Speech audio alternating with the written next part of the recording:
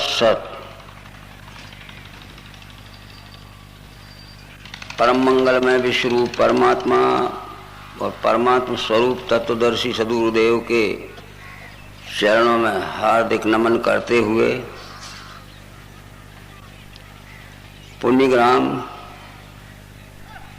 जरिया गांव के जो भाई बहन यहाँ उपस्थित हैं, किसी कार्य व्यस्तता के कारण जो यहाँ उपस्थित नहीं हो सके हैं, उन सभी का एवं क्षेत्रीय ग्रामों से आए हुए अभिन्नाथ स्वरूप पुण्यवान सभी भाइयों का हार्दिक अभिवादन है। आज के प्रारंभ की वेला में हम यही कहना चाहते हैं कि जिन महानुभावों ने, जो श्रेष्ठ वरिष्ठ नागरिक हैं यहाँ के, पुष्पमाला से मेरा स्वागत किया है, उसके योग्य तो मैं नहीं हूँ, पर पुष्पमालाओं से स्वागत करके हमारे उत्साह को ही बढ़ाया है। पुष्पमाला वापिस लौट आने का कारण यह है, जितना आप हमें देते हो, हमें भी चाहिए कि हम उतना ही ज्ञान के रूप में आपको देवें। आज कलयुग में ये प्रथा बदल गई है, हम सबसे लेना तो चाहते हैं पर देना कुछ नहीं चाहते।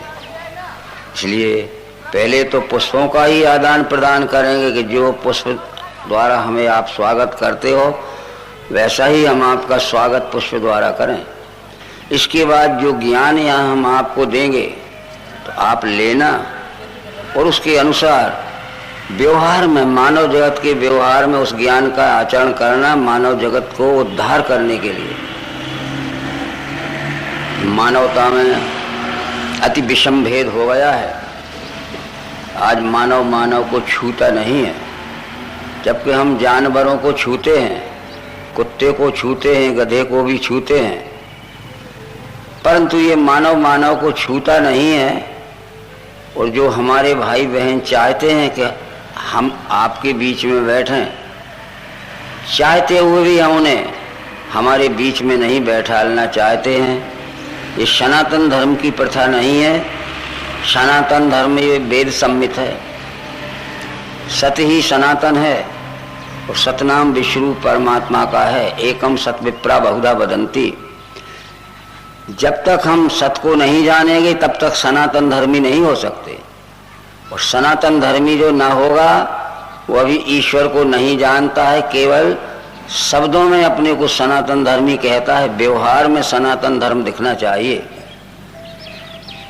बंधुओं, इस विश्व प्रकृति के अखंड मंडलाकार घूमते हुए अनादिकाल से जो चक्र चल रहा है, उत्पत्ति स्थिति लय, उसमें 4 युगों का दृश्य भी स्वाभाविक दिखता है, जिसे सतयुग, त्रेता, द्वापर और कलयुग हम कहते हैं। वर्तमान समय में हम कलयुग में बैठे हैं। इस चारों युगों में, इस संपूर्ण मानव जगत में अनेक बार उत्क्रांति अपक्रांति का दृश्य दिखता है।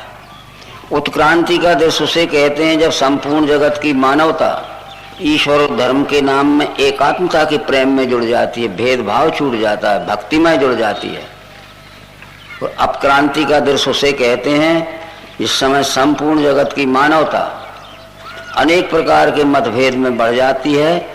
एकात्मता टूटकर हम मत पंथ संप्रदायों और जाति पाति में टूट टूट कर विभाजित हो जाते हैं।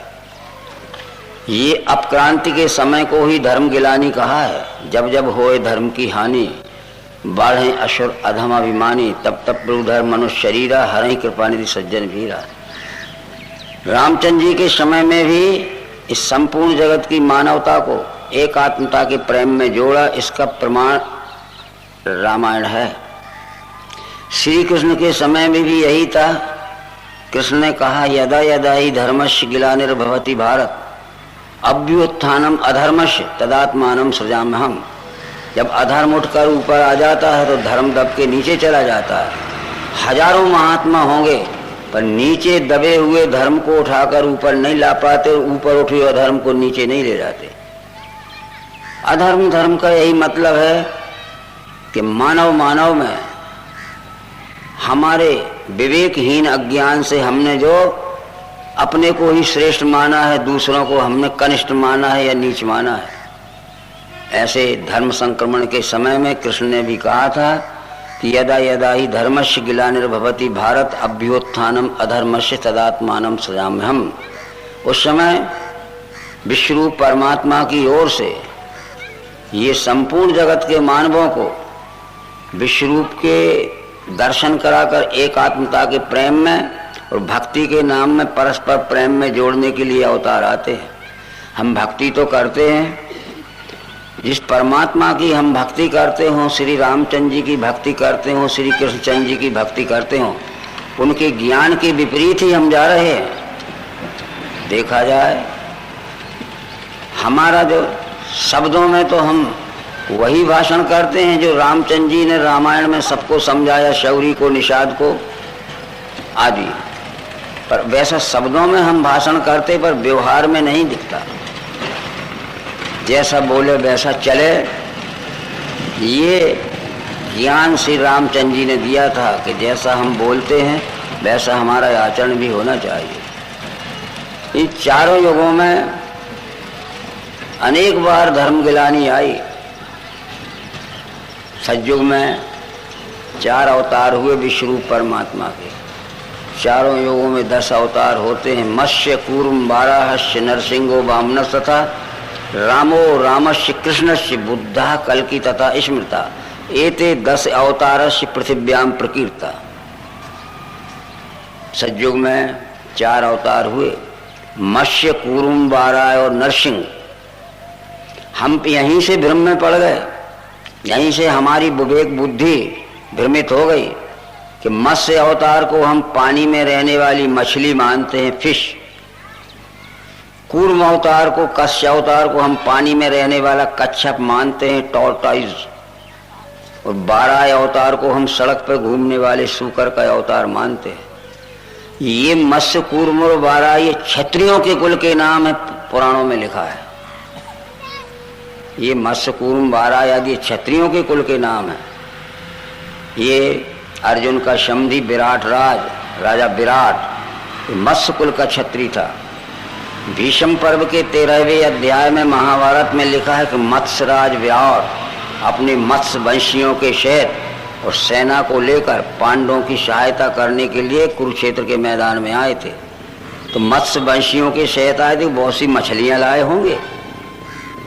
क्या मछलियां युद्ध करेंगी? कूर्म वंश भी, ये कूर्म वंश जो हुआ था जिसमें आगे चल के विश्वामित्र हुए थे, गाधी राजा का पुत्र था विश्वामित्र। कूर्म ये क्षत्रियों का कुल है। कूर्म या कश्यप ये पानी में रहने वाला कछुआ नहीं है, इसलिए उस वंश के वंशज आज भी हमारे देश में हैं। कूर्मी, ये कूर्म अवतार के वंशज हैं। जैसे रघु कभी हो गया होगा, पर रघुवंशी आज भी है हमारे देश में। पर हमने गलती से अवतार मनुष्य में ही हो सकता है, किसी अन्य योनि में नहीं हो सकता। वाराह भी क्षत्रियों का कुल है। ये 4 अवतार सतयुग में हुए, गंगा के किनारे हुए, हरिद्वार से ऋषिकेश तक हुए और धर्म स्थापना का काम इन्होंने किया कि मानव विवेक बुद्धिशील प्राणी है। विवेक बुद्धिवान होने के कारण मानव को मानव से द्वेष नहीं करना चाहिए। उन्होंने समन्वयता के प्रेम में जोड़ा। परंतु एक बात जरूर थी, दूसरा अवतार हुआ कूर्म, उसने भी यही काम किया। ये अवतारों का काम है कि मानवता को ईश्वर और धर्म की एकात्मता के प्रेम में जोड़ना। आज हम सब मानव लोग ईश्वर की एकात्मता के प्रेम में नहीं जुड़े और धर्म की एकात्मता के प्रेम में नहीं जुड़े। हमने अनेक मत पंथ संप्रदाय बना लिए, हमने अपने मन का ईश्वर मान लिया। अवश्य ही तुलसीदास ने कहा रामायण में कि दम्भ निज मत कल्प कर प्रकट किए बहुपंथ। ये दम्भ कहते हैं अज्ञानी लोगों ने, दम्भी लोगों ने चर्या बनाने के लिए बहुत से पंथ बनाए हैं। पंथों से संसार का उद्धार कभी नहीं हो सकता। इस तरह से ये 4 अवतार गंगा किनारे हुए। उस समय गंगा की बहुत महत्व बढ़ा, गंगा का बहुत महत्व बढ़ा। रामायण में लिखा है महामंत्र सुई जपत महेशु काशी मुक्ति हेतु उपदेशु। काशी में भी विश्वरूप दर्शन करने के उपदेश से ही मुक्ति होती थी, ये लिखा है। काशी गंगा किनारे है। उस समय शंकर जी ने ये विश्वरूप दर्शन कराने वाला ज्ञान काशी महानगर से ये दिव्य दृष्टि के द्वारा सबको विश्व ही परमात्मा ये पहचान कराई। महामंत्र सुई जपत महेशु काशी मुक्ति हेतु उपदेशु। काशी मरत जंतु अवलोकी जासु नाम बल करहूं विषय की। काशी में मरने वाले अज्ञानी को भी मैं विश्वरूप की पहचान कराता हूँ, विश्वरूप के नाम का बोध कराता हूँ कि विश्व का रूप ही विश्वरूप परमात्मा है। ठीक है, सतयुग का समय चला गया, चारों अवतार का समय सतयुग का था, वो भी चला गया। जब त्रेता युग आया तो त्रेता में सरयू का महत्व बढ़ा, क्योंकि त्रेता का अवतार श्री राम सरयू किनारे से अयोध्या नगरी में हुआ। तो वहां भी लिखा है कि मनवंतर सहस्त्रेषु काशी वासे नियत फलम तत्फलम समवापनोति सरयू दर्शने कृते। 1000 मनवंतर तक कोई काशी में रहे तो मुक्त नहीं हो सकता, क्योंकि ज्ञान देने वाला केंद्र ही टूट गया। मनवंतर सहस्त्रेषु काशी वासे नियत फलम तत्फलम समवापनोति सरयू दर्शने कृते। वो केवल अकेले सरयू का दर्शन करने से मुक्त हो सकता है, 1000 मनवंतर काशी में रहने से मुक्त नहीं हो सकता।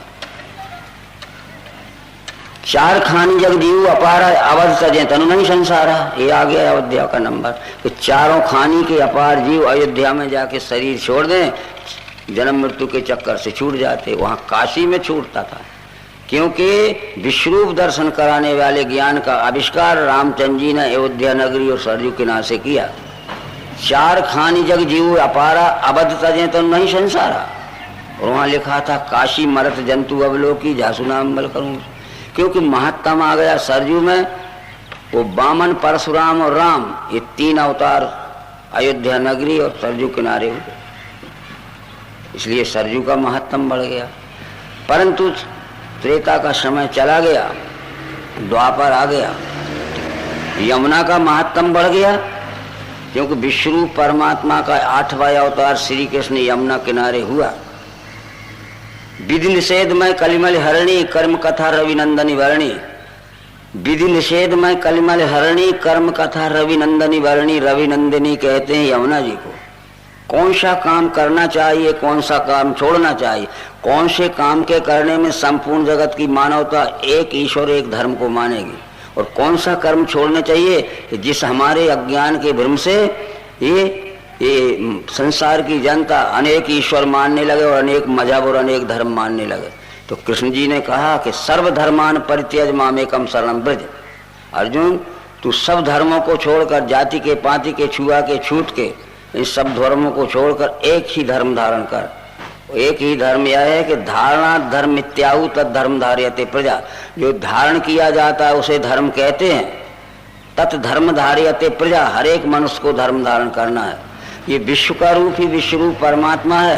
ये दिव्य दृष्टि के सिद्धांत से हमारे बुद्धि में विश्वरूप का निश्चय धारण हो जाना यह ज्ञान स्वरूप धर्म है, और फिर उसके अनुसार आचरण करना यह कर्म स्वरूप धर्म है। शरीर यादम खल धर्म साधनम। धर्म साध्य करने का एकमात्र साधन यह शरीर है। धर्म यदि धारण करना है तो धर्म साध्य करने का एकमात्र साधन यह हमारा शरीर है। और ये विश्वरूप का निश्चय हमारे बुद्धि में, हमारे शरीर में धारण हो जाना यह ज्ञान स्वरूप धर्म है। इसलिए विधि निषेध में कलिमल हरणी कर्म कथा अभिनंदन वर्णी। और कृष्ण जी ने भी गीता में कह दिया कि सर्वधर्मान परित्यज मामेकम शरणं। छोड़ के सभी धर्म ये धारण करके विश्वरूप का विश्वरूप परमात्मा अपनी बुद्धि में इस निश्चय को धारण करो। सर्वांग योग शास्त्र में लिखा है, बुद्धि में स्थिर हो गए मैं ही संपूर्ण विश्व हूँ। अकंप धारणा बैठे गया द्वेष समाधि सो। समाधि की अवस्थाएं अखंड रहने लगे, अनन्यता मिली, उसको वेदों का सार भी मिला। तो हम इस विश्वरूप का निश्चय धारण करेंगे जब धर्मज्ञ हो सकते हैं। चला गया द्वापर, कलयुग आ गया। कलयुग का महत्तम नर्मदा में आ गया। सतयुग में गंगा, त्रेता में सरयू, द्वापर में अमना यमुना, और कलयुग में नर्मदा में सारा महत्तम आ जाएगा। भविष्य पुराण में लिखा है स्कंद वायु पुराण और ब्रह्म पुराण में लिखा है कि अब कलयुग का वर्चस्व नर्मदा के हाथ में आएगा, तो गंगा सरयू और यमुना 3-3 वर्ष में अपना भी जो वहाँ जाएंगे पाप समर्पण करके, वो भी 3 वर्ष में गंगा यमुना और सरयू नर्मदा में आएगी नहाने के लिए। इसलिए हम कुछ प्रमाण देते हैं। भविष्य पुराण में लिखा है कि मनवंतर सहस्त्रेषु काशीवासिने, भविष्य पुराण में लिखा है 5 सहस्र वर्षेषु विगत कली भविष्यति नवम बुद्ध रेवा तट जायते मानुषेश भी। जब कलयुग के 5000 वर्ष चले जाएंगे तो विष्णु परमात्मा का 9वां अवतार नर्मदा किनारे आएगा। जब कलयुग के 5097 वर्ष चले गए हैं, जो 9वां अवतार आ गया है वो भगवान श्री मायरन चेतन जी हैं। अवतार के अनेक नाम होते हैं। कृष्ण का जन्म का नाम कन्हैया था, जब वो गायें चराने लगे तो गोपाल हो गए, मुरली बजाने लगे तो मुरलीधर हो गए, नंदलाला हो गए और गिरधारी हो गए, अनेक नाम हो गए। इसलिए निश्चित है कि कलयुग के जब 5000 वर्ष जाएंगे, इस मानव जगत में बेहद अत्याचार होगा जिसका शब्दों में वर्णन करना कठिन है। आज 5097 वर्ष चले गए हैं, इस मानव जगत की क्या दशा हो रही है कि तीनों युगों में जितना अत्याचार नहीं हुआ सतयुग त्रेता द्वापर में, अकेले कलयुग में उससे 4 अत्याचार हो रहा है। इसलिए मनुष्यों की बुद्धि में जो भ्रम होगा, जो उन्माद होगा, जो पागलपन सा छा जाएगा, मनुष्यों की बुद्धि का उन्माद और भ्रम दूर करने के लिए 9वां अवतार नर्मदा किनारे आएगा। पर आएगा कब? कलयुग के 5000 वर्ष जाने के बाद आएगा। कहाँ? नर्मदा किनारे। और एक पहचान और बताई है भागवत महापुराण के 12वें स्कंद के 2 अध्याय में। जो भागवत सप्ताह हम सुनते होंगे, ये बातें बताई नहीं जाती हैं। भागवत पुराण के 12वें स्कंद के 2 अध्याय में और विष्णु पुराण के 4थे अंश में 4थे कांड में और महाभारत के वन पर्व में लिखा है कि यदा सूर्यस्य चंद्रस्य यदा तिष्ठो बृहस्पति एक रसौ समेष्यन्ति प्रपश्यति तदा कृतौ। जिस समय सूर्य चंद्र और गुरु ये तीनों ग्रह पुष्य नक्षत्र के एक राशि के एक स्थान में आएंगे, उस दिन सतयुग शुरू होगा। बस इसलिए सन 1942 के 2 अगस्त के दिन सूर्य चंद्र और गुरु ये तीनों ग्रह पुष्य नक्षत्र के एक राशि के एक स्थान में आए, एक दिन रहे। ये तीनों ग्रह सैकड़ों वर्ष में इकट्ठे नहीं हो पाए थे। कभी सूर्य चंद्र आता था, उसके साथ में मंगल घुस जाता था, कभी सूर्य गुरु आता था, शनि और शुक्र चला जाता था, कभी ये चंद्र और गुरु आता था तो उसके साथ में मंगल चला जाता था, बुध चला जाता था या किनारे निकल जाते थे। पर 1942 के 2 अगस्त के दिन सूर्य चंद्र गुरु ये तीनों ग्रह पुष्य नक्षत्र के एक राशि के एक स्थान में थे, एक दिन रहे, उस दिन सतयुग शुरू हुआ। ये भागवत के ही हम श्लोक आपको बता रहे हैं। भागवत पुराण के 12वें स्कंद के 2 अध्याय में लिखा है यदा सूर्यस्य चंद्रस्य यदा तिष्ठो बृहस्पति एक रासौ समेष्यन्ति प्रपश्यति तदा कृतौ। जिस समय सूर्य चंद्र गुरु ये तीनों ग्रह पुष्य नक्षत्र के एक राशि के एक स्थान में आएंगे, उस दिन सतयुग शुरू होगा। परंतु दूसरी बात उसमें ये आई है कि ये तीनों ग्रह इस संसार को प्रकाश देने वाले हैं। सूर्य दिन में प्रकाश देता है और चंद्रमा रात में प्रकाश देता है, गुरु तो दिन रात प्रकाश देता। तीनों ग्रह इकट्ठे हुए। जब कोई बड़ा आयोजन होता है, कोई बहुत बड़ा काम शुरू होता है, तो उतनी ही बड़ी विभूति उसका उद्घाटन करने आती है, उसका शुभारंभ करने आती है। तो भागवत में लिखा है इत्यम कलो गत प्राये जनेतु खर धर्मणि धर्मत्राणाय सत्वेन भगवान अवतरसति। सतयुग का शुभारंभ करने के लिए, उद्घाटन करने के लिए 9वां अवतार आएगा। ये मायरन चेतन आ चुका है। आप ये कहोगे कि अवतार आ गया, हमें पता ही नहीं है, तो निश्चित है कृष्ण जी का जब जन्म हुआ था तो छुपाना पड़ा था उनको। इसके बाद भी कंस को कहीं से उसका पता लग गया था, तो 1-1 वर्ष के बच्चे राज भर के मरवा दिए थे उसने। कृष्ण को नंद बाबा के यहाँ छुपाना पड़ा था। नंद ये कंस राज्य के अंतर्गत जागीरदार थे। जागीरदार राजा की बरोबरी का रहता है, टक्कर का रहता है। इसलिए नंद के घर में नहीं घुस सकता था, नहीं तो महीनों लड़ाई हो जाती। तब पूतना को भेजी थी कि तू अपने स्तन में तीक्ष्ण जहर लगा और यशोदा से कृष्ण को मांग के पिला देना, तो वो जहर पी के मर जाएगा। परंतु जो विभूति जिस कार्य के लिए परमात्मा की ओर से भेजी जाती है, वो उस कार्य के को पूरा नहीं करती जब तक उसको कोई भी एक बाल विवाह का नहीं कर सकता। कृष्ण जी तो अवतार का काम करने आए थे और कृष्ण जी ने कह दिया, भगवत गीता के 9वें अध्याय के 2-3 श्लोक देखें हम और फिर 32वां श्लोक देखें। कृष्ण जी कहते हैं भगवत गीता के 9वें अध्याय में, जिसका ज्ञान होने से छूटेगा भवबंध से, वो गुह्य ज्ञान विज्ञान देता हूँ अद्वेष्टु। जिस विश्वरूप परमात्मा का ज्ञान होने से तुम परमात्मा संबंधी सब प्रकार की भ्रमग्रसित मानिंदी से छूटेगा, वो गुह्य ज्ञान विज्ञान देता हूँ अद्वेष्टु। वो अत्यंत रहस्यमय उस गूढ़ विज्ञान को मैं तुझे दे रहा हूँ। राज विद्या राजगुह्य पवित्रमिदमुत्तमं प्रत्यक्षावगमं धर्मं सुसुखम कर्तव्यम। इस विद्या का नाम राज विद्या है। जब राज विद्या इसलिए है कि परमात्मा दर्शन का राज, परमात्मा दर्शन का भेद, परमात्मा का रहस्य दिव्य दृष्टि से ही खुलता है। और राज विद्या नाम इसलिए है कि जब तक राजकारण चलाने वाले लोग इस विश्वरूप दर्शन कराने वाले ज्ञान को नहीं अपनाएंगे, तब तक राजकारण सफल नहीं हो सकता। आज देखो सैकड़ों पार्टियां हैं। कृष्ण जी ने और रामचंद्र जी ने जो दिव्य दृष्टि से विश्वरूप दर्शन कराया अपने भक्तों को, इनसे राजकारण चलाने वाले सब अनभिज्ञ हो गए हैं और फिर अपने अपने स्वार्थ के लिए सब ये स्वार्थमय जीवन बिता रहे। परंतु इसलिए निश्चित है कि जिन्हें इस धर्म में श्रद्धा नहीं है वे परंतप मेरी प्राप्ति बिना घूमे सदा संसार चक्र में।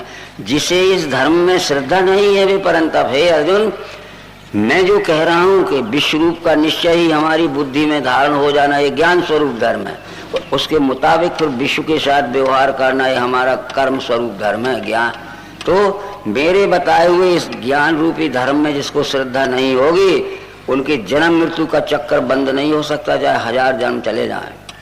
परंतु वो 9वें अध्याय के 32वें श्लोक में क्या कह रहे हैं कि मां मही पार्थ व्यापाश्रित्यपि योनिया स्त्रियो वैश्य तथा शूद्रस्यापि पराम गतिम।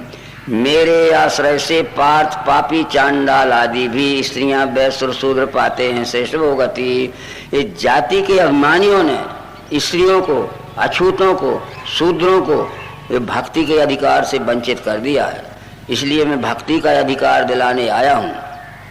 मेरे आश्रय से पार्थ पापी चांडाल आदि भी स्त्रियां वैश्य और शूद्र पाते हैं श्रेष्ठ वो गति। मेरा आशय, मैं इन्हें भक्ति का अधिकार। आज भी यही दशा दिख रही है कि हम ऊंची ऊंची जात के लोगों ने, कुछ ऐसी जातियां हैं जिनको हमने वो भक्ति के अधिकार से वंचित कर दिया है और उनको अछूत मान के उनका अनादर कर रहे हैं। मित्रों, अवश्य धर्म गिलानी हो गई है कि मानव मानव के साथ देखिए क्या ऊंच नीच का व्यवहार कर रहा है, जबकि हम जानवरों को भले ही छू लेते हैं। यही बात श्री रामचंद्र जी के जीवन चरित्र में आती है। कई बार हमने सुना होगा, रामायण पढ़ा भी होगा। उसमें लिखा है कि जब रामचंद्र जी चित्रकूट में निवास किया था तो वो ऊंच नीच मध्यम नर नारी लहाई दरस निज निज अनुहारी। सावधान सब ही सन्मान ही सकल सराहत कृपा निधान। ऊंच नीच मध्यम स्त्री पुरुष सबको राम बुलाने लगे, जीवित अवस्था में बुलाने लगे। परंतु खेद है इस बात का, उनके चले जाने के बाद जीवित अवस्था में रामचंद्र जी जो काम करते थे, ऊंच नीच मध्यम स्त्री पुरुषों को बुलाकर सावधानी से बैठालते थे। हमने उनके उस ज्ञान मार्ग को छोड़ दिया है और हम ही बड़े बड़े लोग बैठते हैं और दूसरे हमारा पास बैठने को तरसते हैं। ऊंच नीच मध्यम नर नारी लहाई दरस निज निज अनुहारी। सावधान सब ही सन्मान ही सकल सराहत कृपा निधान। रामचंद्र जी सबको बुलाते थे और सावधानी से आदर से सबको बैठालते थे, इसलिए रामचंद्र जी की प्रशंसा होती थी, सराह होना होती थी। परंतु रामचंद्र जी के छोटे भाई भरत शत्रुघ्न जब चित्रकूट में श्री रामचंद्र जी से मिलने गए तो वहां भी हम पढ़ते हैं, लोक वेद सब भांतहु नीचा, जासु छाछ सोए ले वहीं सींचा। ते हरियंक राम लघु भ्राता मिले सकल परिपूरित गाता। जाति अभिमानियों को जिनकी छाया पड़ने पे भी छूट लग जाती थी, शरीर छूने पे नहीं, और स्नान करना पड़ता था, ऐसे अछूत लोगों से राम के छोटे भाई भरत जी प्रसन्नचित होकर छाती से लपेट के मिले। क्या ये रामायण हमने नहीं पढ़ा है? राम के नवधा पाठ भी करते हैं, घर घर रामायण पढ़ते हैं नहा धो के कि हमें पुण्य मिल जाएगा। अरे रामायण पढ़ने मात्र से पुण्य नहीं मिलेगा। राम में रामचंद्र जी का जो ज्ञान है, जो गुण है, जो चरित्र है, राम के ज्ञान के अनुसार, रामचंद्र जी के गुण के अनुसार, रामचंद्र जी के चरित्र के अनुसार हम चलेंगे तब पुण्य मिलेगा। उन्होंने अछूतों ने कोल की रात भिल्ल बनवासी मधुसूचि सुंदर स्वाद सुधासी, वो कोल की रात भिल्ल जो बनवासी थे, अछूत थे, वो भरत जी से मिलने आए। उन्होंने खाने को भी दिया। उनके पास धातु के पात्र नहीं थे तो झाड़ के पत्तों के दोने बना के लाए, उनमें लाए भर भर पर्ण फुटी रचरूरी, कंद मूल फले अंकुर जूरी। खाया सबका दिया हुआ, सबसे भेदभाव रहत होके मिले। तो जब वो देखा भरत जी ने ये गरीब लोग हैं, दिन भर की कमाई तो यहाँ ले आए हैं, लौट के घर जाएंगे, इनके घर में खाद्य सामग्री ना होगी तो इनके बाल बच्चे भूखे सो जाएंगे, तो इनको कुछ पैसे दे दिए जाएं। दे मोल बहु मोल न ले ही फेरत राम दुहाई दें। अरे हमने पैसे लेने के लिए थोड़ी आपको दिया, आपने हमें छू भी लिया, आपने हमारा छुआ खा लिया, ये पैसे वापस लीजिए। पैसे वापस कर रहे तो राम दुहाई देते थे। राम की दुहाई यानी जय श्री राम, ये दुहाई थी। हम शब्दों में तो जय श्री राम कहते हैं और वाणी में तो हम बड़े कुशल हैं, वाणी में बड़े सच्चाई से बोलते, वाणी के बड़े ईमानदार हैं, पर कर्म में हम बेईमान हैं और मन में कुटिल हैं।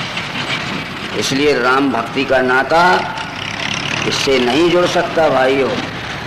कर्म वचन मन छाड़ छल भजई मोह निष्काम, तिनके हृदय कमल में करो सदा विश्राम। ये राम स्वयं कहते हैं, कर्म से, वचन से और मन से जो छल कपट छोड़कर संसार का व्यवहार चलाते हैं, उनके हृदय में मेरा निवास रहता है। कर्म वचन मन छाड़ छल भजहि मोह निष्काम, तिनके हृदय कमल में करो सदा विश्राम। कर्म वचन मन छाड़ छल जब लग जन न तुम्हार, तब लग कुशल न जीव कहीं करे कोटि उपचार। कर्म से, वचन से और मन की तीनों की ईमानदारी से चलकर जब तक इस संसार का व्यवहार नहीं चलाता है, तब तक है जीव परम सुख शांति नहीं पा सकता है। करे कोटि उपचार, करोड़ों प्रकार के पूजा पाठ करे, ये सब रामायण का वृतांत है। तो हम राम का नाम लेते हैं, कृष्ण का नाम लेते हैं, पर रामचंद्र जी के ज्ञान गुण और कर्म से और कृष्ण जी के ज्ञान गुण कर्म से हम विपरीत चल रहे हैं। समझ आते होंगे हम सरीखे, और हर एक आदमी कथा कहता होगा, परंतु क्या है आज तक ये भेदभाव मिटा? अवतार को हमने जाना ही नहीं, अवतार के ज्ञान को नहीं जाना, इसलिए अवतार के ज्ञान के अनुसार हमारा व्यवहार नहीं चल रहा है संसार का। ये केवल कथाएं पढ़ने से अथवा कथाएं सुनाने से आज तक हमारे रोग नहीं गया। वो दवाई ही नहीं थी कि कथाएं सुनाते जाओ और सुनते जाओ। हमारा जो भ्रम का रोग था, जो कुछ उनमें लिखा हुआ है उसके अनुसार हमारा संसार का व्यवहार होना चाहिए। ग्रंथ का नाम है रामचरितमानस। रामचरितमानस यह नामा सुनत श्रवण या है विश्रामा। रामचंद्र जी का ज्ञान, रामचंद्र जी का गुण और रामचंद्र जी का चरित्र लिखा है। तो उस ग्रंथ को पढ़ने पर हमारे अंतःकरण में निश्चय आना चाहिए कि राम का ज्ञान क्या है, राम का गुण क्या है और राम का चरित्र क्या है। ये संस्कार हमारे में नहीं आए तब तो एक बात है कि पुस्तक पढ़ना ही हमारा समय काटू हो जाएगा और हमारा भ्रम नहीं गया। ये जरूर लिखा है ग्रंथों में, जहाँ जहाँ भी देखोगे आप, जो पतित थे, जो हीन थे, परंतु उन्होंने शरीर नहीं बदला, परंतु शरीर के रहते हुए निंदनीय और निकृष्ट जीवन से प्रशंसनीय और वंदनीय जीवन प्राप्त कर लिया। संत तुलसीदास जी रामचरितमानस जब लिखते हैं तो बालकांड के संस्कृत मंगलाचरण में, बालकांड में जो संस्कृत क्या किया है, इष्टबन कहते हैं, मंगलाचरण गाया है। श्री रामचंद्र जी के समकालीन दो जीवित पुरुषों की वंदना की है। बंदो विशुद्ध विज्ञानो कवीश्वर कपीश्वरो। मैं विशुद्ध विज्ञान स्वरूप कवीश्वर वाल्मीकि की वंदना करता हूँ और विशुद्ध विज्ञान स्वरूप कपीश्वर हनुमान की वंदना करता हूँ, जो रामचंद्र जी से मिलने के पहले निकृष्ट और निंदनीय जीवन बिता रहे थे और रामचंद्र जी से मिलने के बाद प्रशंसनीय और वंदनीय जीवन में आ गए। शरीर नहीं बदला, हमारा भी बदल सकता है और हमारा बदल गया तो हम समाज को भी बदल सकते हैं, अपने परिवार के लोगों को भी परिवर्तन में ला सकते हैं। तो इनकी वंदना क्यों की गई? रामचरितमानस का इतिहास कहता है कि जब देवी सीता का अपहरण हो गया तो समुद्र पार करके हनुमान लंका में पहुंच गए और घर घर खोज डाला, मंदिर मंदिर प्रतिकर शोधा, देखे जहां तहां अगणित योधा। गयहु दशानन मंदिर माही, अति विचित्र कह जासो नाही। शयन किए देखा कपिते ही, मंदिर में न दीख बैदे। लंका का घर घर छान डाला, देवी सीता नहीं मिली। आधी रात के समय हनुमान रावण के राजमहल में घुस गया, जहां रावण सोता था, जहां हजारों हथियारबंद सैनिक चारों तरफ पहरा लगा रहे थे और रावण को अकेला सोया देखा। शयन किए देखा कपिते ही, मंदिर में न दीख बैदे। हनुमान निराश हो गए, अब देवी सीता मिलने वाली नहीं है। रावण ने बहुत कष्ट दिए होंगे तो आत्महत्या कर ली होगी, सहन नहीं हुए, या रावण की बात ना मानी होगी तो रावण ने भी मार काट के फेंक दिया होगा। निराश होके बाहर निकले, रास्ता में विभीषण से भेंट हो गई। विभीषण से जब भेंट हो गई तो हनुमान जी ने अपनी जीवनी विभीषण को सुनाई थी, जो रामायण में लिखा है। काहू परम में कबन कुलीना, कपि चंचल सभी विधिहीना। प्रात ले जो नाम हमारा, तादिन ताही न मिले आहारा। अश्मय अधम सखा सुन मोहू पर रघुवीर, कीनी कृपा जान जन भरे बिलोचन। जैसा कि रामायण में लिखा है और आप पढ़ लेना। हे मित्र विभीषण, मैं ऊंचे कुल का जाति का नहीं हूं।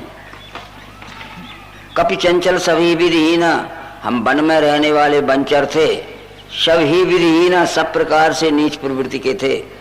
प्रात ले जो नाम हमारा, तादिन ताही न मिले आहारा। अगर हमारा सवेरे कोई नाम ले देता था कि हनुमान को हमने इस परिसर में घूमते देखा है, और हमारा नाम सुन के इतने डरते थे लोग कि घर में खाना पीना भी नहीं होता तो भूखे बैठे रहते थे।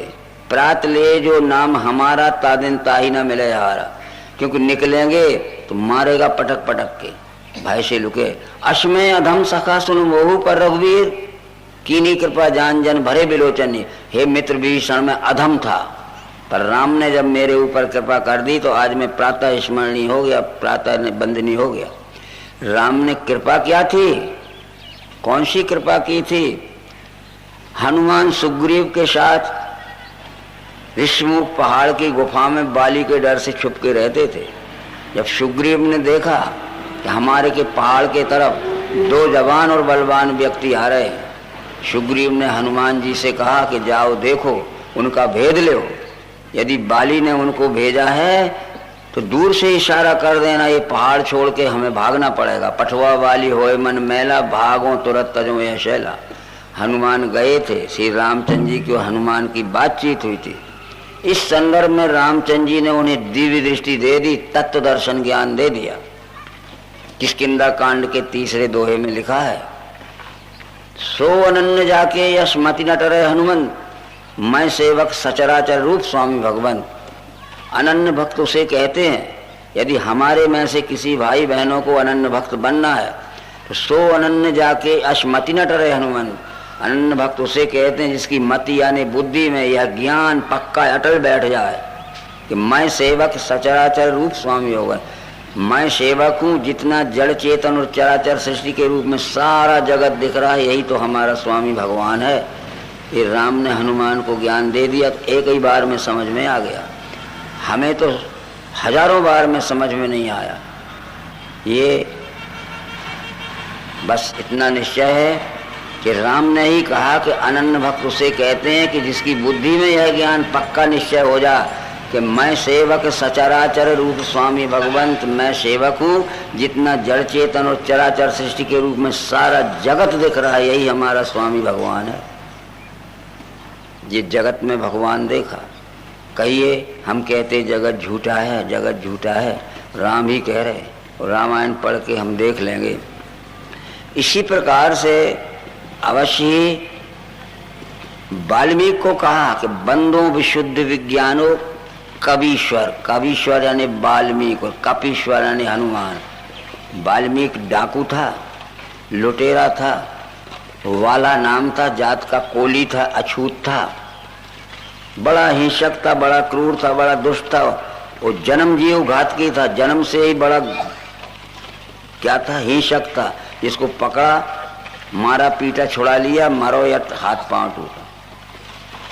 समय हमारी जिंदगी में भी आता है, एक हम गफलत से छोड़ देते हैं। उनके प्रारब्ध बदलने का जब समय आया तो कुछ ज्ञानी ऋषि मुनियों को जाना था, रास्ता एक ही था और जाना जरूर था। उनसे कहा गया कि जिस रास्ते से तुम जा रहे हो, उस रास्ते में कुछ दूर चल के एक बाला कोली नाम का डाकू रहता है, बड़ा दुष्ट है, बड़ा निर्दयी है, बड़ा हिंसक है। जिसको पाता है मारपीट देता है, मरो सामान छुड़ा लेता है। जाना तो जरूर था और रास्ता एक ही था। वो गए, उस स्थान के पास जब पहुंचे तो वो छुपा था जंगल की झाड़ियों में, निकल आया और मोटा डंडा लेके मारने दौड़ा। तो ऋषियों ने कहा कि रुको, जिस लिए तुम मारते ये सामान ये रखा है, एक काम करो, तुम बहुत अच्छे व्यक्ति दिखते हो, इस सामान को अपने घर में ले जाओ और अपनी पत्नी और बच्चों से पूछना, परिवार से, कि तुम्हारे लिए आज तक हमने सैकड़ों लोगों को बड़ी निर्दयता से, बड़ी क्रूरता से, बड़ी दुष्टता से मारा पीटा। इसका फल जब मुझे भोगने को मिलेगा तो तुम शामिल रहोगे नहीं? ये पूछ के नहीं आओगे तब तक हम यहीं खड़े मिलेंगे। और सामान तो इसलिए ले जाओ कि तुम रख के जाओगे तो तुम्हें ये लगेगा कि लेके भाग जाएंगे। और सामान ले गया, घर में रखा, पत्नी से पूछा कि आज तक तुम्हारे लिए हमने सैकड़ों लोगों को बड़ी निर्दयता से, बड़ी क्रूरता से, बड़ी दुष्टता से मारा है, उसका फल जब मुझे भोगने मिलेगा तुम शामिल रहोगे नहीं? उत्तर क्या मिला? पत्नी कहती, हम क्या जाने आप क्या करते हो, हमने कब कहा था लूटो मारो? क्या हमारे पेट की भूख मिटाने के लिए, हमारे कमाई के लिए हाथ नहीं है? हम तो खुद कमा खा लेंगे। बस इतनी बात लग गई। उसके किस्मत बदलना थी, समझ गए? आ गया कहते कि मेरा उद्धार करो। वो तो कहते हैं कि हमने कब कहा था लूटो मारो? क्या हमारे पेट की भूख मिटाने के लिए, कमाने के लिए हमारे हाथ नहीं है? इसलिए मेरा उद्धार करो। तो क्या ज्ञान दिया था मित्रों ऋषियों ने? एकाग्र मनसा त्रैव मरेति जप सर्वदा। आज से तू अपने मन को निर्मल कर और एकाग्र कर, और जिस संसार को तूने लूटा मारा है उसकी सेवा में लग जा, तेरी नई जिंदगी बदल जाएगी, नई जिंदगी शुरू हो जाएगी। इस तरह से हमने रामायण में पढ़ा कि वो लिखा है, उल्टा नाम जपत जग जाना, वाल्मीकि भय ब्रह्म समाना, जानी आदि कभी नाम प्रतापू, भय सिद्ध कर उल्टा जापू। हमारे कथावाचक कहते वो मारा मारा मारा मारा कहने लगा। अरे तुलसीदास ये नहीं लिख सकते थे कि मारा मारा कह के जग जाना, वाल्मीकि भय ब्रह्म समाना, कि जाने आदि कभी नाम प्रतापू, भय सिद्ध कर मरा जापू? ये गलत अर्थ किया और हम भी मानते गए आज तक। ये भाषा शास्त्र में विलोम शब्द होते हैं, परस्पर विरोधी शब्द होते। अज्ञान में जब हम बुरा करते हैं और सचमुच ज्ञान हो गया तो बुरा का उल्टा क्या है, अच्छा करने लगेंगे। अज्ञान में जब हम बेईमानी करते हैं और ज्ञानी हो गए तो ईमानदार हो जाएंगे।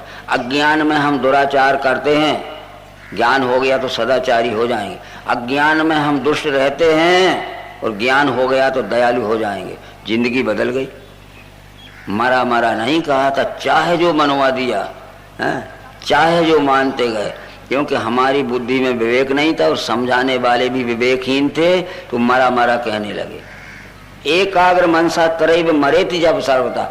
आज से तुम अपने मन को निर्मल कर, एकाग्र कर, और जिस संसार को तूने लूटा मारा उसकी सेवा में लग जा, तेरी नई जिंदगी हो जाएगी। लग गया सेवा में, वो महर्षि हो गया। बताओ, हम भी बदल सकते हैं, हम चाहें तो। लोग कहते हमसे बुरा काम छूटता ही नहीं है, हमसे बुरा काम छूटता ही नहीं है। अरे हम छोड़ना तो चाहते ही नहीं है, काम पकड़े हैं कि हम काम को पकड़े हैं। मैंने ये राड पकड़ ली है और मैं चिल्लाऊं दौड़ो दौड़ो मुझे ये राड पकड़े है, दौड़ो मुझे माइक पकड़े है, दौड़ो मुझे माइक पकड़े, तो कोई चतुर ये कहेगा माइक थोड़ी पकड़े, तुम ही पकड़े, तुम छोड़ दो ना। है? हाँ, इसलिए वो महर्षि हो गया। अब रामायण के विषय में हम आते हैं। जब वनवास के समय में रामचंद्र जी वाल्मीकि आश्रम पर गए थे, मुनि कहें राम दंडवत कीना आशीर्वाद विप्रवर दीना। हमारे कथावाचक कहते हैं कि वो वाल्मीकि दूसरा था, ये वाल्मीकि दूसरा, ये तो विप्र लिखा है, चाहे जो मान ले लो। परंतु वेदौ वेदम तथा वेदानी वेदांगानी तथा ध्वजा आदित्य चादि गम्यर्थम तथा स्नाता दोजोतमा। जब ज्ञान सीखने लगता है मनुष्य तो ध्वज होता है।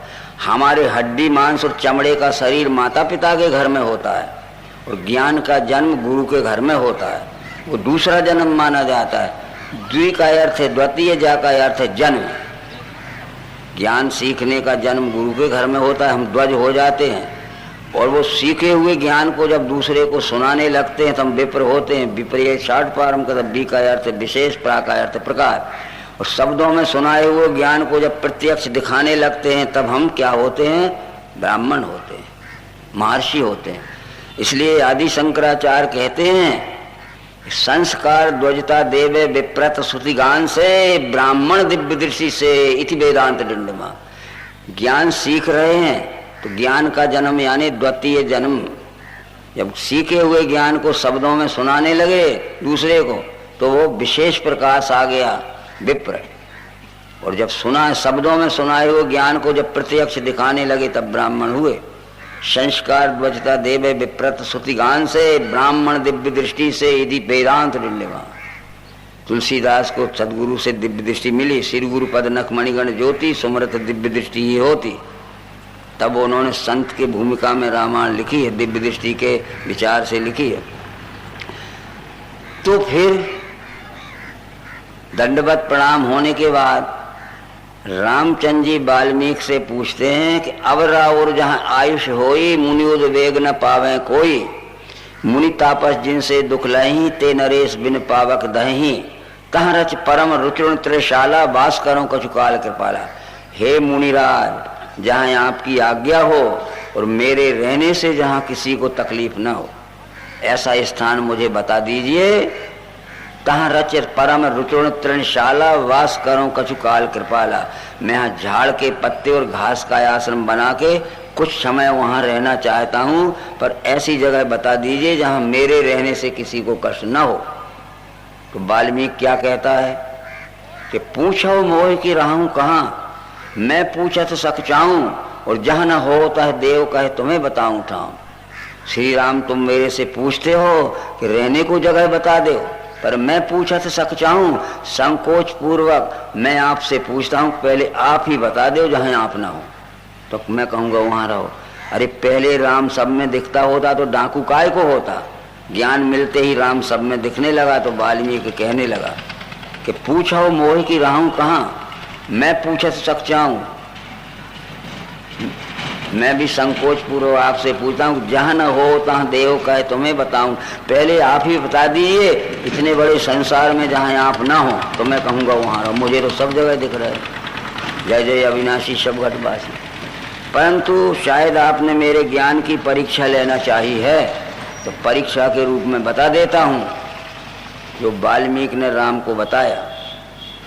जिनके श्रवण समुद्र समाना, ये कथा तुम्हारी शुभग सर नाना, वरही निरंतर होए न पूरे, तिनके ही तुम कहें ग्रह रूरे। जिनके कान जो शब्द सुनते हैं आपके पंच तत्वात्मक विश्व रूप के आकाश तत्व के ही गुण शब्द अनुभव करते उनके हृदय में बसो। हम तो कहते हैं इसमें शब्द है स्थाई बजा के कान से सुनो, और इसमें भी शब्द है स्थाई बजा के कान से सुनो, वैसे ही विश्व में सारे स्थित है शब्द भाव भी। जिनके कान जो शब्द सुनते हैं आपके पंच तत्वात्मक विश्व विराट रूप के आकाश तत्व के ही गुण शब्द अनुभव करते उनके हृदय में बसो।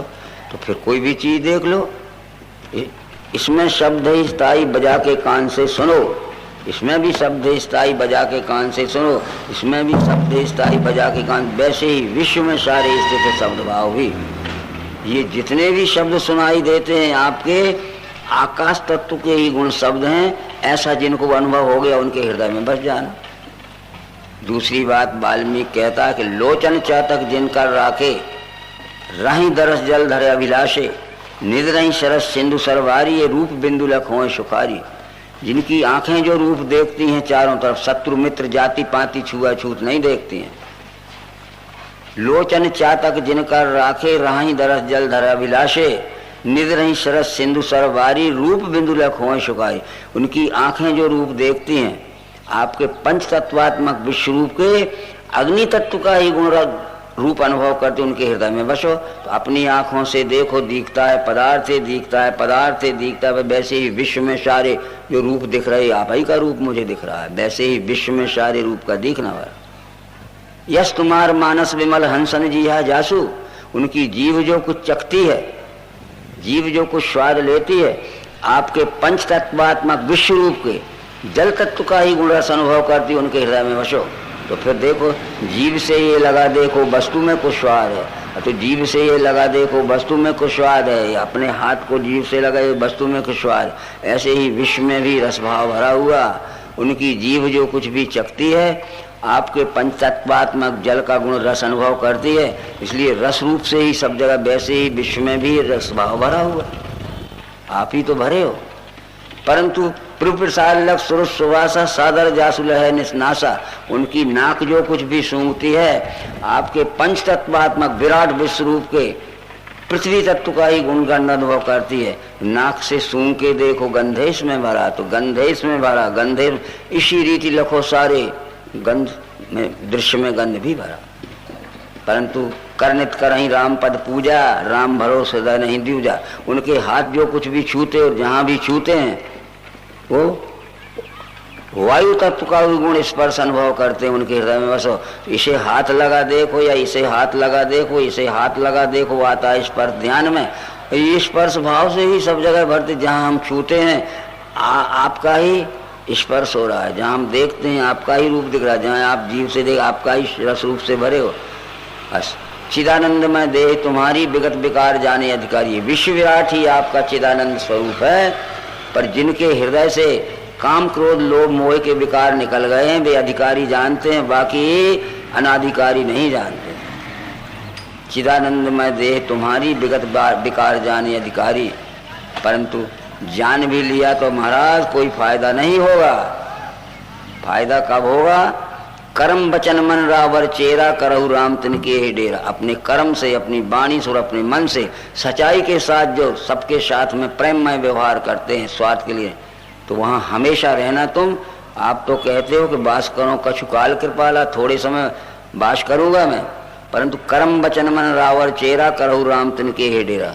उनके कर्म से, उनकी वाणी से, उनके मन से सब जगह परमात्मा ही परमात्मा दिखता है। तो राम भी कहते हैं कर्म वचन मन छाड़ छल, भजई मोह निष्काम, तिनके हृदय कमल में करो सदा विश्राम। अरे जिनके हृदय में ज्ञान हो गया तो उनके सब कर्म वचन मन से भेदभाव रहित व्यवहार होने लगते हैं। भाइयों, हमारी बुद्धि को हम विवेक के प्रकाश में लावें, और अब तक जो हमने गलत समझाया है लोगों ने रामायण अथवा गीता, थोड़े से हमारे बुद्धि का भी हम उपयोग करें।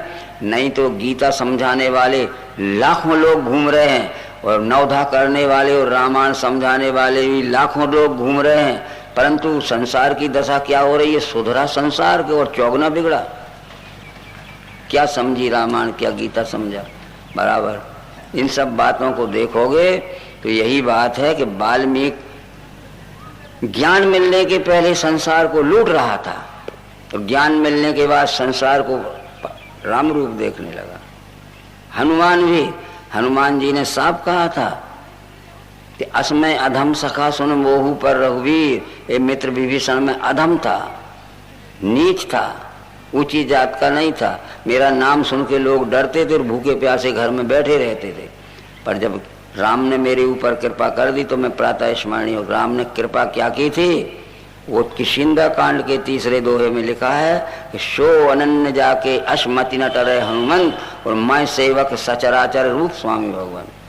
अनन्य भक्त उसे कहते हैं जिसकी मति यानी बुद्धि में यह ज्ञान पक्का बैठ जाता है अवश्य ही।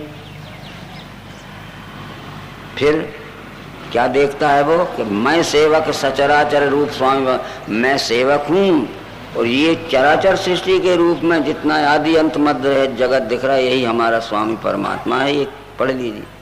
तो इन बातों को हम समझते क्यों नहीं है। भगवत गीता के प्रबोधक श्री कृष्ण कहते हैं भगवत गीता के 16वें अध्याय के 8वें श्लोक में जितने आसुरी लोग हैं वो कहते जगत झूठा है। असत्यम प्रतिष्ठम ते जगदाहुर्नीश्वरम अपरस्पर शंभूतम किम मन्ये काम हेतुकम। जितने आसुरी लोग हैं, जितने अज्ञानी लोग हैं, वो कहते हैं जगत झूठा है। अब बतलाइए कृष्ण ऐसा कह रहे हैं। आप भगवत गीता के 16वें अध्याय का 8वां श्लोक देखो। पर कृष्ण जी कह रहे हैं कि हम तो यही बताने आए हैं विश्वरूप दर्शन योग नाम के 11वें अध्याय में। एक कष्टम ये जगत कृतिष्णम पश्चात सचराचरम ये मम देहे गुडाकेश यच्चान्य दृष्टि।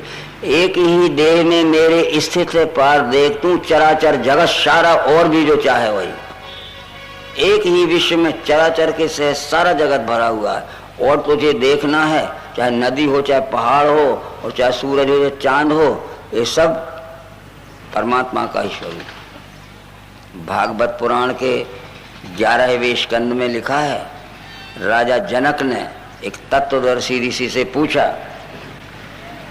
कि हम परमात्मा परमात्मा तो हमेशा कहते हैं पर हम जानते नहीं है कि परमात्मा कहाँ है। हो सकता है कि हम भी रोज परमात्मा परमात्मा सब कहते हैं पर कहा जाए कि वो परमात्मा है कहाँ। वो कहते सर्वव्यापी है सर्वव्यापी है। सर्वव्यापी कह दिया तो कोई पूछेगा कि सर्वव्यापी है तो सबके अंतर्गत ये वस्तु इसमें कैसे है। जब सर्वव्यापी है तो सर्व के अंतर्गत ये वस्तु इसमें कैसे है। इस कैसे का उत्तर नहीं, जैसा सब में है वैसा इसमें है और जैसा एक में सब में ये सब में उसको दिखाना पड़ेगा। इसलिए निश्चित है कि ये ज्ञान जो है बगैर दिव्य दृष्टि के नहीं हो सकता। व्याप्त है सम सर्वत्र परमात्मा यह देख के फिर आत्म प्रेम नहीं त्यागे वो पावे परम गति, कृष्ण जी कह रहे। परंतु किसी भी वस्तु को पहचान करने के लिए अंगों से पहचान होती है, अंगों के नाम होते हैं और अंगों के गुण होते हैं। भगवत गीता के ज्ञान विज्ञान योग नाम के 7वें अध्याय के 4थे श्लोक में कृष्ण जी कह रहे हैं कि पहले अपने शरीर को देखो और फिर सबको देखो। पहले खुद में देखो, सब में देखो। पृथ्वी जल अग्नि वायु आकाश मन और धी अहंकार यही मेरे प्रकृति के 8 अंग हैं। देखो हमारा शरीर पृथ्वी जल अग्नि वायु आकाश 5 तत्वों का बना है। इसमें क्रियाशीलता के लिए हमारे पास मन बुद्धि अहंकार हैं। हमारे पिंड शरीर ये 8 अंगों का बना हुआ है। तो क्या आपके शरीर 8 अंगों के नहीं है? आपके शरीर भी 5 तत्वों का बना है। आपके शरीर में भी मन बुद्धि अहंकार। तो क्या वो अमेरिका के लोगों के नहीं है? जो 5 तत्व 3 गुण 8 अंगों का ये पिंड शरीर बना है जीव का, वो 5 तत्व 3 गुण 8 अंगों का ये सारा विश्व बना हुआ है। यत यत पिंडे तत्त ब्रह्मांडे। यही बात राजा जनक को समझाई थी कि परमात्मा तो सदैव दिखता है पर तुम पहचानते नहीं हो। बराबर। खम वायु अग्निम सलिलम महीचा ज्योति सत्वानी दिशो दुर्मादीन ये सरत समुद्रांश हरे शरीरम यत्किंच भूतम प्रणवेद नन्या। खम कहते हैं आकाश को, वायुम कहते वायु को, अग्निम कहते अग्नि को, सलिल कहते जल को और मही कहते पृथ्वी को।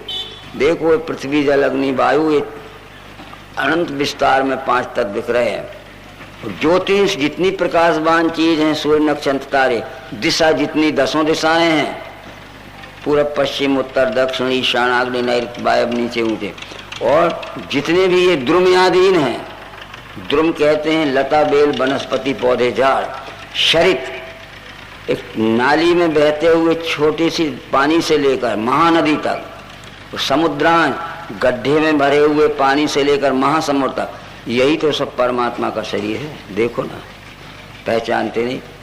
ये भी उत्तर दिया गया था। अब परमात्मा दिखता ही है और किसको पहचानोगे। बस ये सर्वांग योग की युक्ति में लिखा है। इस विषय पे प्रायोगिक प्रक्रिया द्वारा समझाया जाएगा। तो किसी वस्तु की पहचान अंगों से होती, अंगों के नाम होते हैं, अंगों के गुण होते हैं। अंग हैं 8, क्षर में अंग हैं 8, अष्टांग क्षर साकार, भिन्न प्रकृति अष्टधा। 8 अंगों के नाम हैं पृथ्वी जल अग्नि वायु आकाश मन बुद्धि अहंकार। 8 अंगों के गुण हैं। पृथ्वी का गुण गंध है, जल का गुण रस है, अग्नि का गुण प्रकाश रूप है, वायु का गुण स्पर्श रूप है, आकाश का गुण शब्द रूप। इसमें हमें 5 गुणों से 5 तत्व देखना है, कोई भी चीज में देख लेना है आप। पृथ्वी का गुण गंध यहाँ कैसे देखोगे? नाक से सूंघ के देखो, गंध है इसमें भरा। इसी रीति लखो सारे दृश्य में गंध भी रंगा। पृथ्वी तो हमारी आंखों को दिखती है, ये तत्व नहीं, ये 5 का कॉम्बिनेशन है। पर पृथ्वी का मूल तत्व क्या है? गंध तन्मात्रा है, वो आंख से नहीं दिख सकती, हाथ से छू के गंध को नहीं जान सकते, जीभ लगा के गंध को नहीं जान सकते, और कान से सुन के गंध नहीं, केवल नाक से सूंघ के देखो गंध है इसमें भरा। इसी रीति लखो सारे दृश्य में गंध भी हमारा।